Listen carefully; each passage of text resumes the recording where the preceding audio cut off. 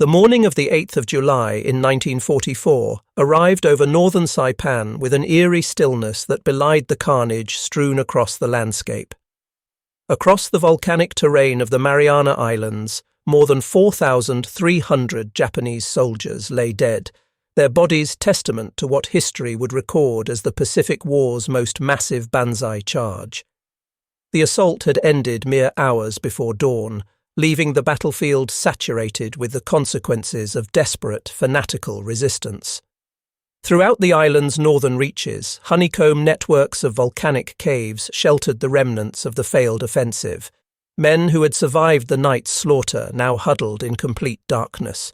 Nursing their wounds and contemplating what their military training had taught them was the inevitable conclusion to their situation. What happened next would fundamentally alter the trajectory of psychological operations in modern warfare. The silence that follows combat was broken not by renewed fighting, but by something entirely unexpected, a phenomenon that would shake the foundations of everything these soldiers had been conditioned to believe. Through amplified speakers positioned by American forces, a voice emerged that spoke flawless Japanese, carrying across the volcanic rock and penetrating into the very caves where men waited for death. Among those pressed deep within these natural fortresses was Private First Class Teruo Nakamura, who found himself instinctively covering his ears, desperately attempting to block out the words that threatened to undermine every principle of honor and duty that had been drilled into him throughout his military service. The voice emanating from those speakers belonged to a man named Sergeant Koji Yamada, who had served with the 136th Infantry Regiment before his capture during the American advance just days earlier. What made his broadcast so psychologically devastating was the content of his message. Yamada spoke of conditions that seemed impossible given everything Japanese soldiers understood about capture. He described sleeping in clean beds, receiving medical treatment for his injuries, and eating regular meals while in American custody. This contradicted the absolute certainty that had been instilled in every Japanese serviceman, the unwavering belief that capture meant torture followed by execution. Yet the voice was unmistakably Yamada's, speaking with a freedom and clarity that suggested he was not under duress, and he was directly appealing to his former comrades to choose continued existence over the death they had been taught was the only honorable option available to a defeated soldier. This represented something fundamentally different from conventional weaponry. Rather than targeting the physical body, this was an assault on the mind itself, a carefully crafted instrument designed to dissolve the certainties that had previously driven men to prefer death over surrender. It represented the transformation of deeply held convictions through nothing more than sound waves carrying truth. This was the essence of American psychological warfare, a campaign that would revolutionize how combat was conducted throughout the Pacific Theater. The operations on Saipan would ultimately demonstrate that factual information could prove more devastating to enemy morale than explosive ordnance, that human voices transmitting truth could preserve more lives than bullets could end. The foundations for this campaign had been established on the 15th of June in 1944, when American forces initiated what was designated Operation Forager. Among the 71,000 troops participating in the invasion were specialized Japanese language officers whose mission would ultimately prove as critical to the operation's success as any combat unit engaged in direct fighting. These officers brought with them thousands of carefully prepared leaflets that had been produced by the Honolulu Advertising Agency, materials that contained something genuinely revolutionary for Pacific warfare. Detailed instructions written in Japanese explaining precisely how a soldier could surrender safely. This represented a fundamental recognition that the concept of surrender had been systematically erased from Japanese military doctrine. Lieutenant Robert Sheeks, serving as a Marine intelligence officer, brought to this mission an understanding forged through his experiences at Tarawa, where he had witnessed the horrifying reality that only 17 Japanese soldiers out of a garrison of 5,000 had chosen to surrender.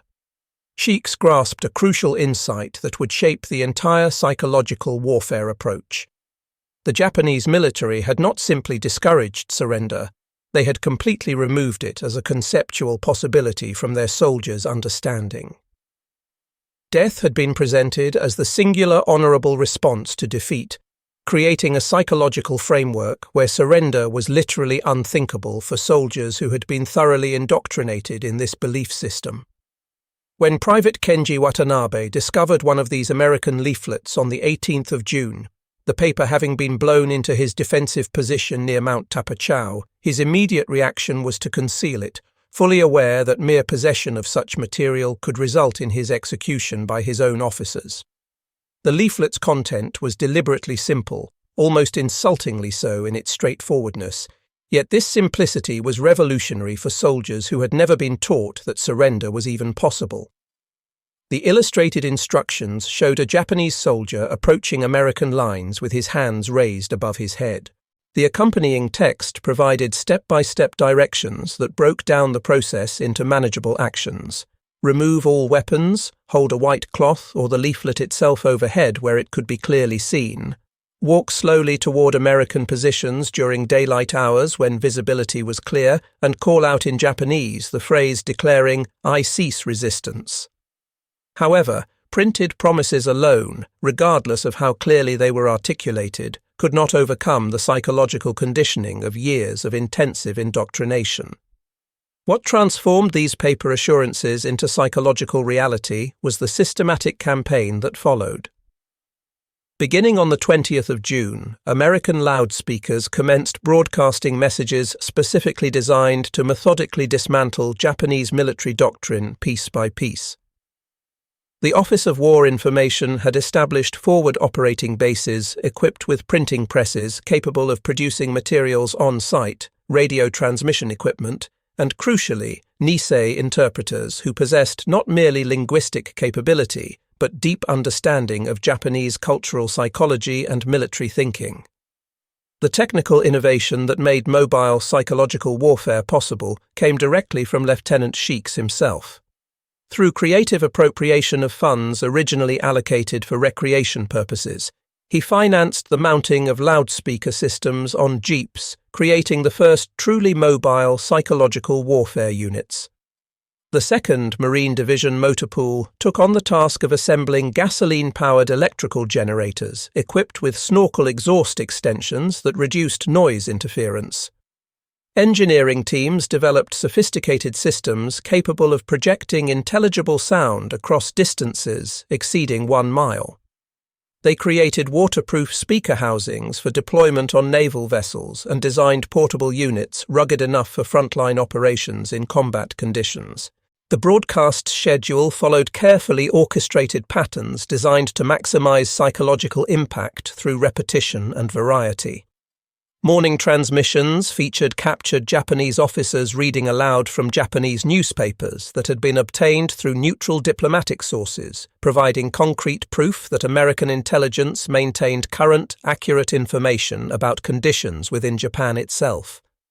Afternoon broadcasts contained personalized messages from recently captured soldiers, men who used specific nicknames, referenced shared experiences, and recalled details that only genuine members of their units could possibly know, making it impossible to dismiss these broadcasts as American propaganda using actors.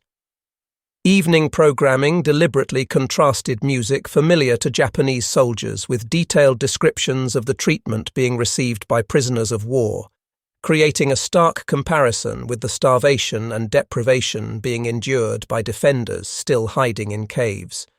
The broadcast that Sergeant Yamada made on the 20th of June contained details so specific and so personal that they were impossible to fabricate convincingly. His words carried across the volcanic landscape.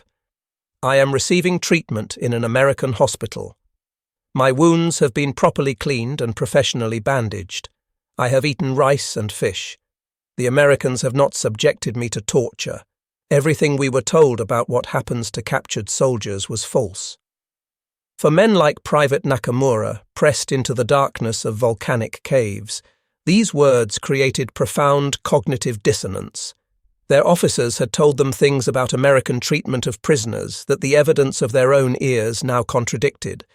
They recognized the voices of comrades they knew personally. Everything they had believed with certainty was becoming uncertain, the foundations of their understanding crumbling under the weight of truth. The 28th of June brought tangible results when 17 Japanese soldiers led by Corporal Masao Sato emerged from hiding to surrender after listening to broadcasts from their captured commanding officer. In later testimony, Sato described the psychological process that led to this decision. Captain Yoshida mentioned specific details that only members of our unit could possibly know. He stated directly that the Emperor wanted us to live, that Japan needed living soldiers to help rebuild the nation, not dead heroes whose sacrifice would accomplish nothing. We looked at each other in our cave, and in that moment we understood that the war was over for us. Each successful surrender created cascading psychological effects that amplified the campaign's impact. Newly captured prisoners were immediately brought to recording facilities where they created messages for broadcast, each additional voice adding to the growing chorus that contradicted everything Japanese military doctrine taught. Psychological warfare teams quickly learned to exploit the hierarchical nature of Japanese military culture, carefully tailoring their messages according to rank, using appeals to youth and family for enlisted soldiers while emphasizing duty and responsibility when addressing officers.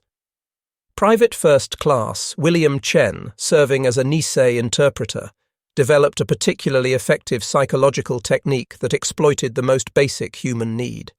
He arranged for broadcasts that included the sounds of food being prepared, while narrators described in detail the meals being served to prisoners. Chen later recalled the devastating effectiveness of this approach. We could hear them crying in their caves. The combination of hunger with the knowledge that their former comrades were eating regular meals broke their resistance far more effectively than any threats of violence could have accomplished. The presence of approximately 30,000 Japanese civilians on Saipan presented unique challenges that required different psychological approaches. Japanese authorities had conducted an intensive propaganda campaign among the civilian population, spreading claims that American forces would commit atrocities against anyone who fell into their hands. The solution came through utilizing female Nisei soldiers to record messages specifically targeted at women and children. Mrs. Kimiko Tanaka, who had surrendered with her family on the 25th of June, recorded broadcasts that were repeated continuously throughout the campaign. Her message carried particular weight because of its specificity and emotional authenticity. I surrendered together with my children. We were terrified of what might happen to us, but the Americans gave us water immediately upon our surrender. A doctor examined my sick daughter and provided treatment. We are now safe, living together with other families. For the sake of your children, please choose life. Haruko Yamamoto, a Japanese settler who survived the battle, later provided testimony about the impact these broadcasts had on her decision-making. My husband insisted that our family should jump from the cliffs rather than face capture. But then we heard Mrs. Tanaka's voice coming from the speakers. She had been my neighbor before the battle. She said her children were safe and even playing with toys the Americans had given them. I grabbed my baby and ran toward the American lines. The speakers gave me the courage I needed to defy my husband and choose life for my children. These civilian-focused broadcasts created unexpected effects on military personnel as well. Soldiers who had been psychologically prepared to die in combat found themselves emotionally devastated when they heard the sounds of Japanese children crying or families being torn apart by suicide orders. Lieutenant James Patterson observed this phenomenon directly and noted its significance. The sound of children became our most powerful psychological weapon. We witnessed hardened combat soldiers completely break down emotionally when they heard Japanese children laughing and playing in our camps.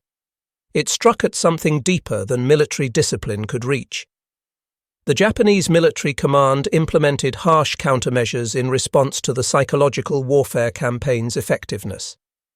Summary executions were ordered for anyone found listening to American broadcasts or in possession of surrender leaflets. Officers confiscated anything that could be used as white cloth for signaling surrender. Some units launched suicidal attacks directly against the loudspeaker positions, treating the elimination of these systems as a tactical priority. Captain Robert Miller personally witnessed one such attack on the 2nd of July. They attacked our speaker position in broad daylight, completely exposed to our fire. We cut them down, but they kept advancing just to destroy a single loudspeaker.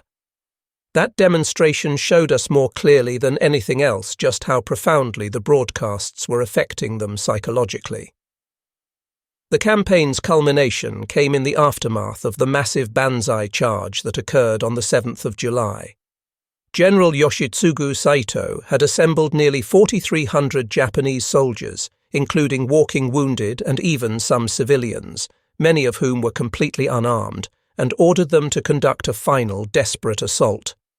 After 15 hours of continuous combat, 4,311 Japanese troops lay dead on the battlefield. American casualties from the 105th Infantry Regiment alone numbered 406 killed and 512 wounded. The psychological impact of this catastrophic loss among the survivors was profound. Lieutenant Masashi Ito's diary, recovered after the battle, provided a window into the mental state of Japanese officers during this period. His entry for the 9th of July read, "The speakers never cease their broadcasts." I recognize the voice of Lieutenant Suzuki from the 3rd Company. He describes hot baths and medical care in detail. My men look at me with questions evident in their eyes. How can I possibly tell them they must die when their comrades are clearly alive and being treated well? My certainty wavers like a candle flame in the wind. In the immediate aftermath of the failed Banzai charge, psychological warfare teams conducted continuous broadcasts for 48 consecutive hours. These transmissions systematically described the attack's complete futility, emphasizing the pointless waste of life, and urgently appealing to survivors to avoid throwing away their lives in similar meaningless sacrifices. The broadcasts penetrated into caves where wounded survivors huddled in darkness, each word carrying the weight of demonstrated truth.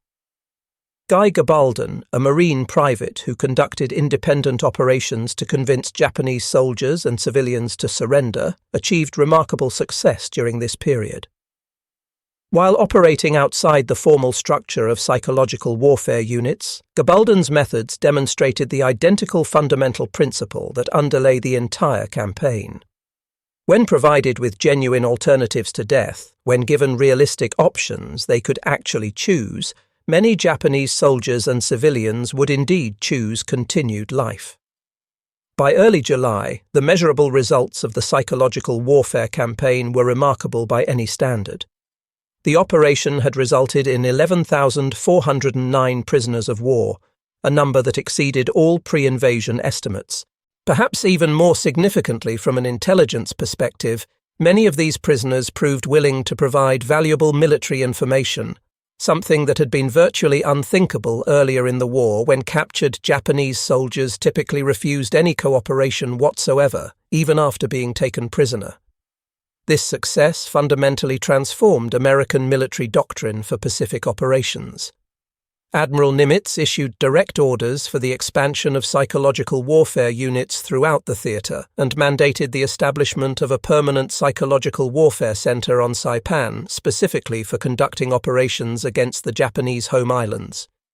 This center, formally established in August of 1944, included extensive printing facilities capable of producing millions of leaflets weekly, powerful radio equipment with sufficient range to reach Japan itself, and comprehensive training facilities where new psychological warfare specialists could be educated in effective techniques.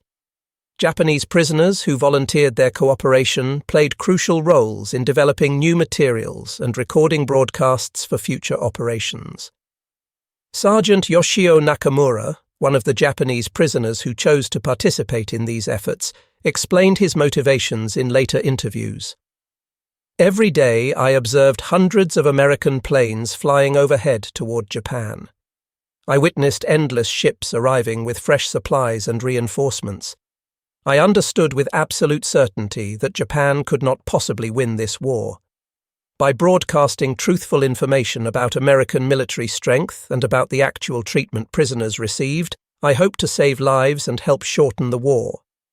Some people called me a traitor for this cooperation. I believed then, and I believe now, that I was actually saving Japanese lives.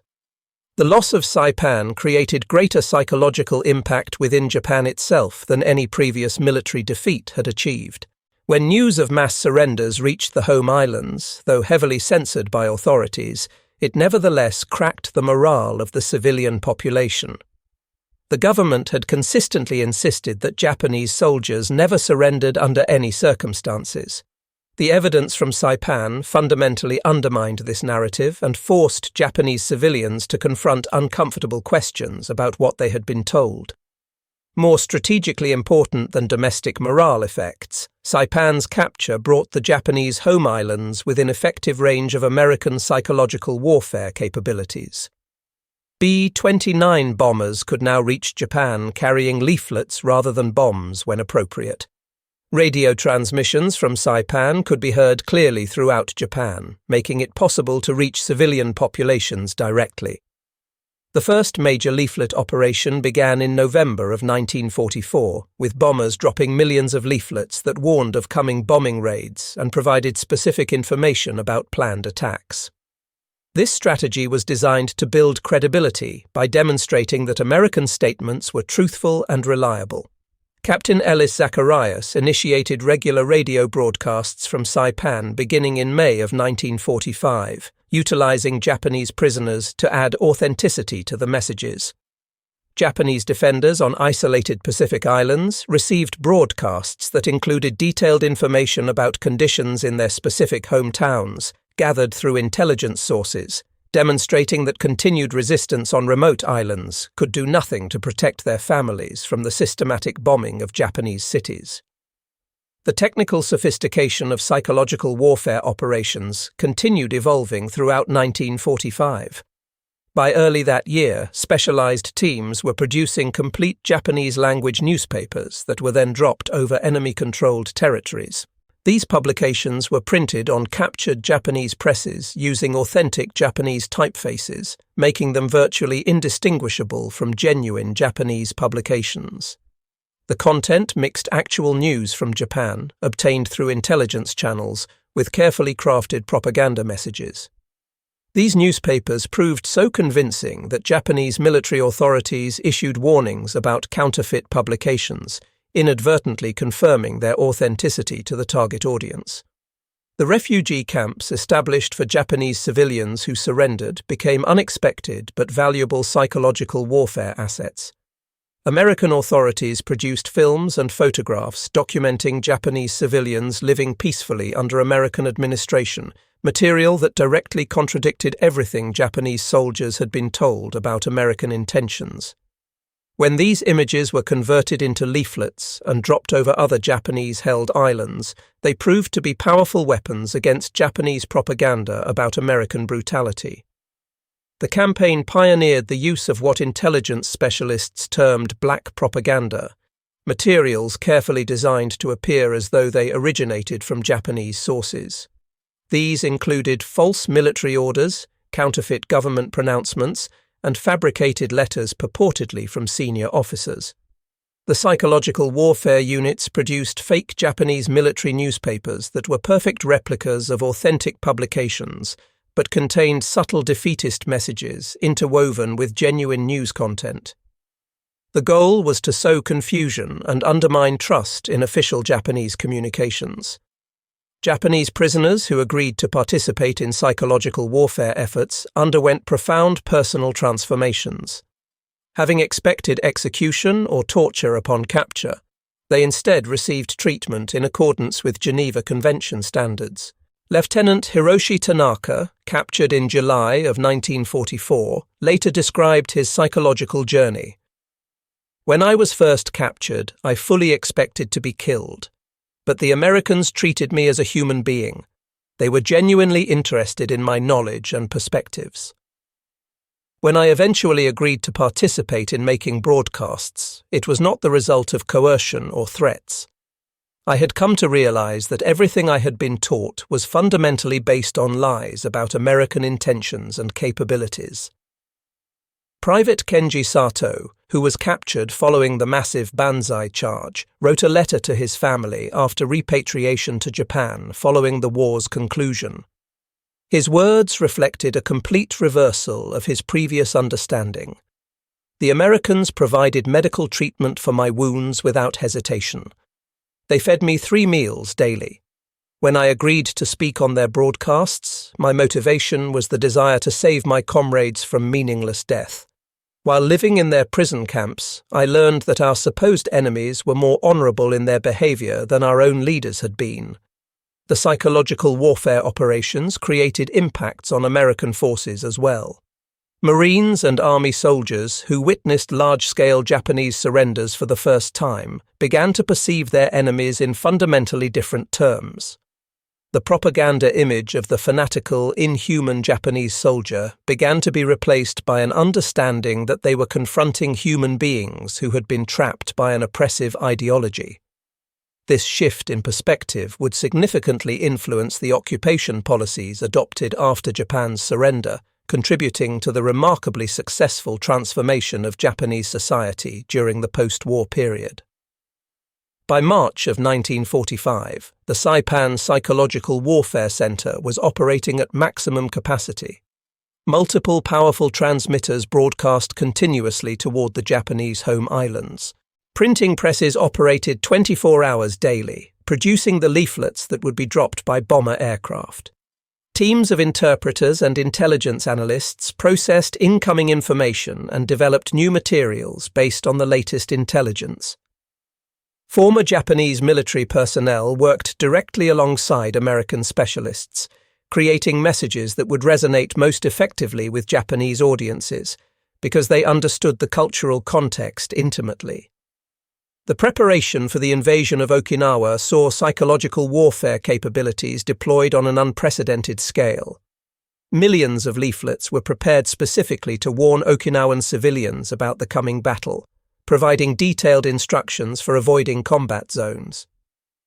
Radio broadcasts in the Okinawan dialect, distinct from standard Japanese, addressed local concerns and cultural factors. Despite intense Japanese military pressure on civilians to commit mass suicide rather than surrender, many Okinawan civilians chose to surrender using techniques that had been refined and proven effective on Saipan. The atomic bombings of Hiroshima and Nagasaki in August of 1945 represented in one sense the ultimate psychological weapon, demonstrating American technological superiority in the starkest possible terms. However, these catastrophic events were both preceded and followed by continued psychological warfare operations originating from Saipan. In the immediate aftermath of Hiroshima's destruction, leaflets produced at the Saipan Center described atomic power in terms designed to be comprehensible to Japanese audiences, urgently appealing for surrender to prevent further devastation of Japanese cities. When Japan announced its surrender on the 15th of August in 1945, the news had to be communicated to isolated Japanese forces still fighting throughout the Pacific. Many of these far-flung garrisons first learned of the surrender through American psychological warfare broadcasts originating from Saipan. The credibility that had been painstakingly established through months of consistently accurate information made these broadcasts believable even to skeptical commanders who might have dismissed them as enemy deception. Several isolated island commanders actually requested confirmation through Saipan's broadcasting station, trusting it more than their own damaged and unreliable Japanese military communications networks. The Psychological Warfare Center continued operations well after the formal surrender, working to convince holdouts scattered across the Pacific that the war had genuinely ended. Captain Sakai Oba, who had led 46 men in sustained guerrilla operations following Saipan's fall, finally surrendered on the 1st of December in 1945, 3 full months after the war's official conclusion. Patient, repeated broadcasts featuring senior Japanese officers reading the emperor's surrender rescript eventually convinced most holdouts that resistance had truly ended, though a handful would continue fighting for years, unaware or unconvinced that the war was over. The legacy of the Saipan psychological warfare campaign extended far beyond World War II itself. The techniques that had been developed, particularly the integration of tactical intelligence with propaganda operations, the effective use of enemy personnel who chose cooperation, the emphasis on cultural understanding, and the deployment of truth as a weapon against falsehood, all became fundamental components of American military doctrine. Fort Bragg's Psychological Warfare Center incorporated the lessons learned on Saipan directly into its training programs for future specialists. Veterans of the Saipan operations went on to highly influential careers in intelligence services, diplomatic corps, and academic institutions. Nisei interpreters who had served in psychological warfare roles became crucial bridges between American occupation authorities and post-war Japanese society. Japanese prisoners who had participated in psychological warfare efforts often became advocates for democracy and American-style governance in post-war Japan. Dr. Robert Sheeks devoted his entire post-war career to studying the psychological dimensions of armed conflict. In a 1975 interview reflecting on his wartime service, he articulated what had been accomplished. "We discovered on Saipan that the human voice, when speaking truth to people who were trapped by lies, could be more powerful than any explosive weapon. We did not merely defeat the Japanese military in conventional terms. We defeated the belief system that was driving men to choose death over life. That was the real victory." The personal transformation experienced by Private Teruo Nakamura exemplified the psychological campaign's profound power. After spending weeks in July of 1944 hiding deep in volcanic caves, desperately trying to block out the American broadcasts that challenged everything he believed, he eventually surrendered in August following an intense period of internal psychological struggle. Subsequently, he actively assisted American forces by participating in broadcasts aimed at saving additional lives. After the war ended, he became a teacher in Japan, dedicating his life to education. In memoirs published in 1985, he reflected on his wartime experiences. The voice emanating from the speaker did not wound the physical body, but it wounded something far deeper, the certainties that made continued resistance psychologically possible. When those foundations crumbled, when we could no longer believe that death was the only honorable choice available to us, that was when the war truly ended for us individually. It ended not with the silence of death, but with human voices offering an alternative path forward. Staff Sergeant Roy Matsumoto, another Nisei interpreter who served in psychological warfare operations, later recalled the emotional complexity of his service. "I spoke to Japanese soldiers using my parents' language, the language of my childhood, urging them to surrender to the very country that had imprisoned my own family in internment camps based solely on our ethnicity. Yet despite this profound irony, I believed deeply in what I was doing. I understood that I was saving lives, both American and Japanese. Every single soldier who chose to surrender because of our broadcasts represented a victory for basic humanity over ideology and hatred." The psychological warfare campaign's success significantly influenced the post-war reconstruction efforts in Japan. The understanding of Japanese psychology that American specialists had gained through these operations directly informed occupation policies and the democratization process. Japanese prisoners who had participated in psychological warfare operations often became valuable bridges between American occupation authorities and Japanese society, translating not merely language but cultural concepts and helping to introduce democratic ideals into a society that had been thoroughly militarized. At a reunion held in 1994, American psychological warfare veterans had the opportunity to meet with Japanese soldiers who had surrendered on Saipan 5 decades earlier. Corporal Akira Yamamoto, who had described in previous interviews the psychological torment created by the broadcasts, shook hands with Lieutenant Robert Patterson, who had directed broadcast operations. "Your voices saved my life," Yamamoto stated simply. "They gave me permission to live at a time when my culture demanded death. I have been grateful for that gift every day since." The lessons learned from the Saipan campaign continue to resonate in contemporary military operations. The critical importance of cultural understanding, the power of carefully targeted messaging, the value of truth over deception in long-term effectiveness, and the potential for psychological operations to significantly reduce casualties while achieving strategic objectives all remain highly relevant to modern military planning. Contemporary psychological operations, while employing vastly different technologies, including social media and internet-based communications, nevertheless follow many of the fundamental principles that were first systematically established and proven effective on Saipan. The ethical framework that was developed during these operations, particularly the emphasis on truthfulness and humanitarian concern even within psychological warfare contexts, helped influence the development of international laws regarding propaganda and psychological operations in warfare.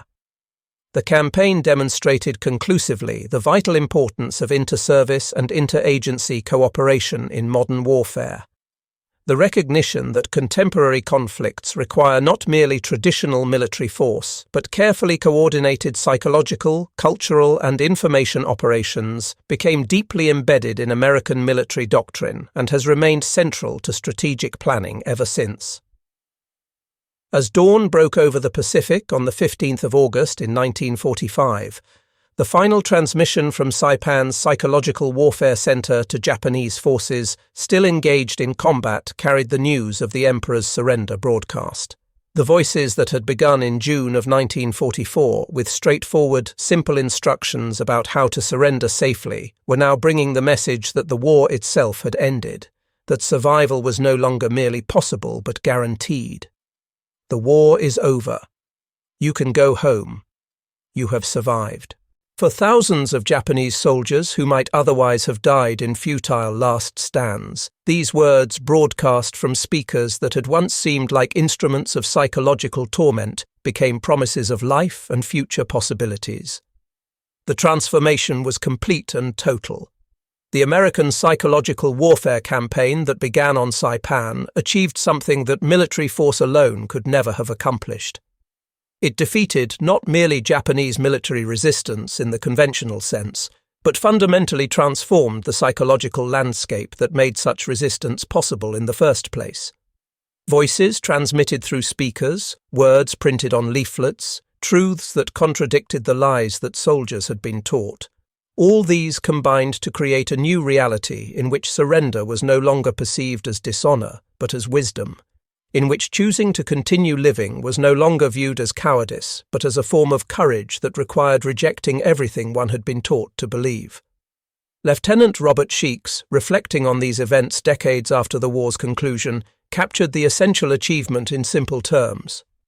"We discovered that the most powerful weapon available in warfare is not one that destroys the enemy's physical body, but one that changes his mind and transforms his understanding. On Saipan, we learned how to wage war against ideas, against beliefs, against the myths that were driving men to die needlessly when other options existed. We learned that a single voice speaking truth can prove more powerful and more effective than 1,000 bombs destroying cities." What the Saipan campaign ultimately demonstrated was that even in the midst of brutal, dehumanizing conflict, space exists for humanity, for meaningful communication, for the possibility of transformation and redemption. The psychological warfare campaign on Saipan stands as a watershed moment in the history of modern conflict. It demonstrated beyond any doubt that wars are won not exclusively on physical battlefields, but equally in the minds of combatants. It proved that understanding enemy psychology and culture could be as strategically important as understanding enemy military capabilities and dispositions. It showed that truth, when properly delivered through effective channels, could become warfare's most powerful weapon. Most importantly, perhaps, it revealed that enemies locked in mortal combat could still be reached through appeals to their common humanity, that beneath the uniforms and the ideological indoctrination remained human beings capable of responding to reason and truth. The voices that echoed across Saipan's volcanic landscape during the summer of 1944 carried far more than mere words. They carried the possibility of survival for those who had been taught that death was their only option. They offered hope to those trapped in despair, and they spoke truth to those who had been imprisoned by elaborate lies. They were indeed sound bombs in the most literal sense, weapons that shattered not physical bodies but psychological beliefs, that destroyed not cities and infrastructure but the certainties that made resistance seem necessary, that conquered not through superior force but through the irresistible power of reality, breaking through carefully constructed illusions.